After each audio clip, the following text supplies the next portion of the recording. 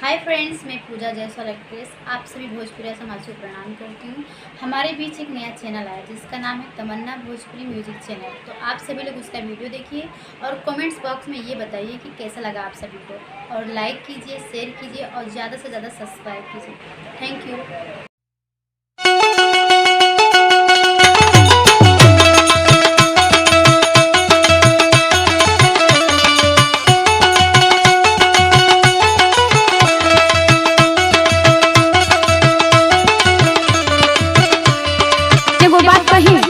अरे तो हमरे मना कइले पे मनबू हमरा के सुनही के बा बोला का कहतर करी घमे घमे काम हमर जोर गइल चाम। अरे कहां जरल बा हो करी घमे घमे काम हमर जोर गइल चाम। ले ले ऐता के रिमिया गोराए वाला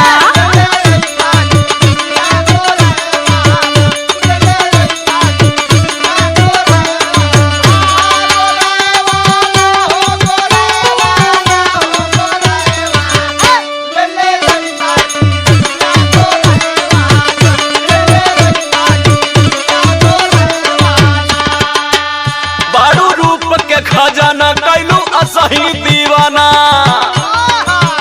बड़ू रूप के खजाना कैलू असही दीवाना। गोरी और गोरा के हमर जान ले बुका।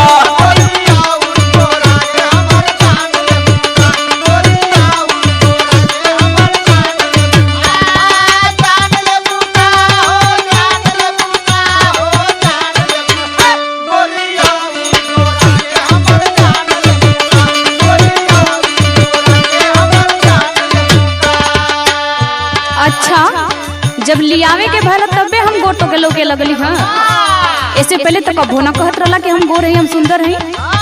अरे तो ऐसन बटले बाड़ू तो कहे के कौन जरूरत बा। अच्छा कि कंजूसी ना करत तारा। अरे नहीं हो तोर कसम। और सुना, इतने कमी ना बा भाई, हम बताओ तनी ना काहे के कंजूसी करत तारा। बोला बोला सुनो बोला। ओजन घट गइल मोर, बड़ा भइनी कमजोर। कौन बतौलस?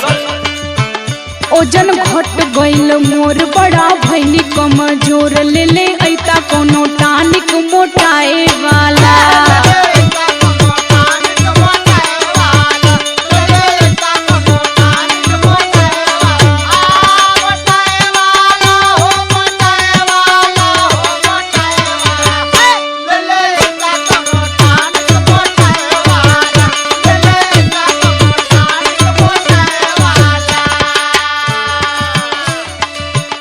तुम मोटाए के फेरा में पड़ल हो और का?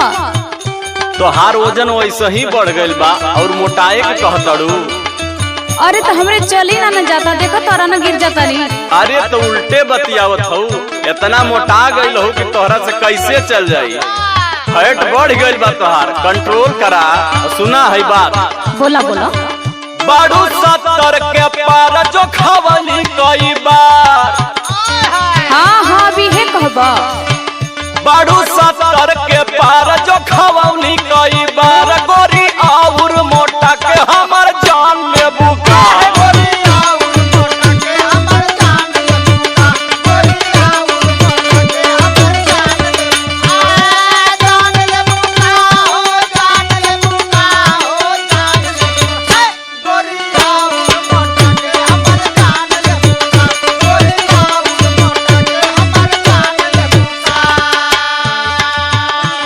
अच्छा छोड़ा, कुछ न करबा, हम जाना थी तो के कुछ न करबा। अच्छा तो के करत? लेकिन एगो बात कही। बोला। वो तो जरूरी कर दे बहा ना।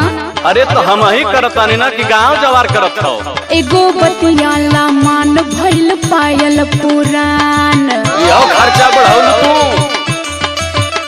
एगो बतियाला मान भइल पायल पुरान। पे जनिया ले ले छम छमाए वाला।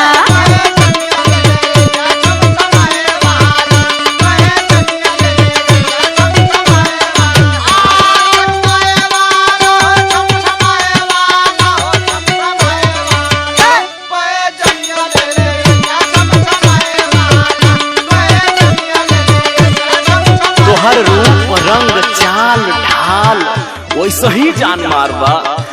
और ऊपर से काहे इतना टिटिमा बतियाओ तू तो हमार जाने ले बुका। अच्छा तोहर हिरोनी के चाल जिया करेला बेहाल, बहकावा मत।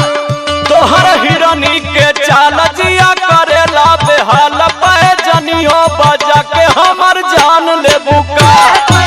हाँ भुलाए वाला नहीं थी, इतना तेज मत भड़कावा। अरे हम खुदा बहकल ही तोहार रूप रंग देख के हम का बहकाई, ए हमार